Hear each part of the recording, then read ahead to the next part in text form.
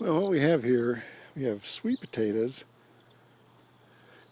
kind of flowing over on top of the black-eyed peas, and then kind of tucked in there you can see what is a Seminole squash, or a Seminole pumpkin that flows over, clear over that way. So we have a mixture of sweet potatoes, Seminole pumpkins. Believe it or not, there's some okra in there. And on the far end, you have beans, pinto beans growing. But this is actually, if you can believe it or not, this is 3 individual beds that have just been consumed by the sweet potatoes and the Seminole pumpkin.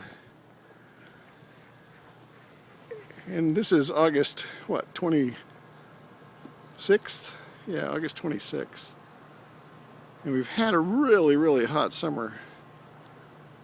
But I've been irrigating with drip irrigation, and now we've had a rain, and this is just exploding. Over in this bed, I just planted potatoes, and unfortunately they're not coming up yet. And I'm beginning to wonder my seed potatoes were any good. We have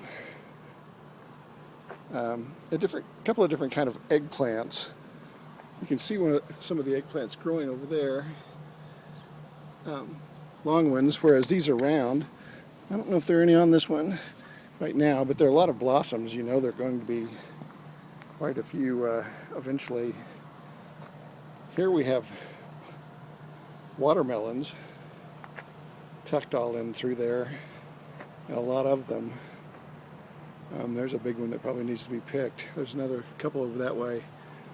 But again, this is an amazing mess of watermelon plant. I had no idea they would spread as much as they did.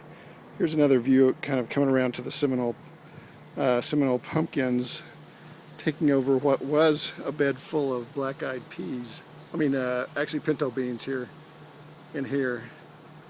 Up here we have, I don't know if the sun might get in my way, but we have a completely volunteer cherry tomato that grew up here and gave me a whole lot of cherry tomatoes, and I think they're going to come back after the heat abates. Crossing over here into the next bed we have cantaloupe. We've already harvested a couple that were pretty good. There are more in there that we're waiting on. Unfortunately, our cucumbers are DOA. I don't think they're coming back, and I need to pull those out. And we come to the okra, which is just amazing. There are not very many plants here, but they've already produced a huge amount of okra out of these plants, and given the flowers, I'm thinking we might get some more. I've got a little spot I opened up that was actually, if you can believe it or not, a stand of corn, which was about 4 feet square, that is empty, and I'm going to fill. This is New Zealand spinach. Been struggling, but I think might start to take off and give us some spinach, which is very similar to spinach, although it's not an actual true spinach. We have jalapeno peppers there that were standing all alone when I first planted them, but now they're kind of being crowded by these really happy squash plants. We have patty pan and zucchini, more patty pan over there, another zucchini over there. They're just exploding. And we're getting to the point now we have way too much zucchini and patty pan. Patty pan is just basically another kind of squash that is very similar to zucchini in texture and taste.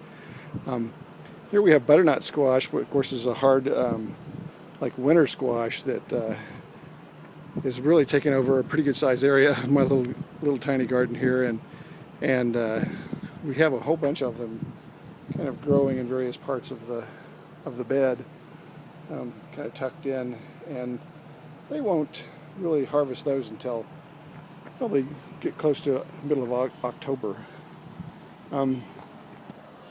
I've been doing something weird with my tomatoes.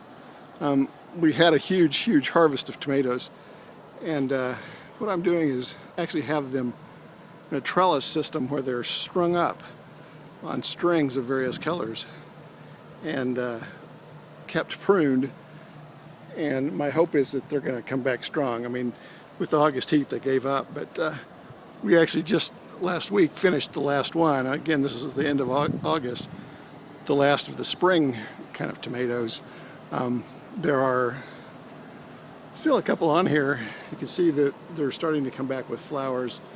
I expect now that the weather's abated a little bit, we're going to have a really pretty nice crop of fall tomatoes growing out of these very heavily pruned plants, which really a week or two ago I cut back dramatically, about half the way down, and they have just exploded back upward. And I think we're going to have a pretty nice harvest eventually out of these guys. Down there you can actually see there is still a tomato on there. And here we have the green bell peppers, which are again produced fairly well early on. They suffered from some blossom end rot, and I kind of sprayed them, and I'm hoping that they'll come back and do well. Here's one with actually has a bell pepper on it. That's a basil plant. Over here, I'm trying a total new experiment for me, which is a different kind of Malabar spinach that I only had a couple of seeds left. Last year I planted it, didn't come up. This time I planted like 4 seeds, and this little tiny batch of plants is here, and they're going to seed. I'm just going to let them seed out and see if they'll actually come back next year. And then here's the asparagus bed, which is kind of leaning over into the walkway. We have a pretty nice harvest of asparagus every spring. I'm hoping it'll get bigger and better as time goes by. So that's my garden.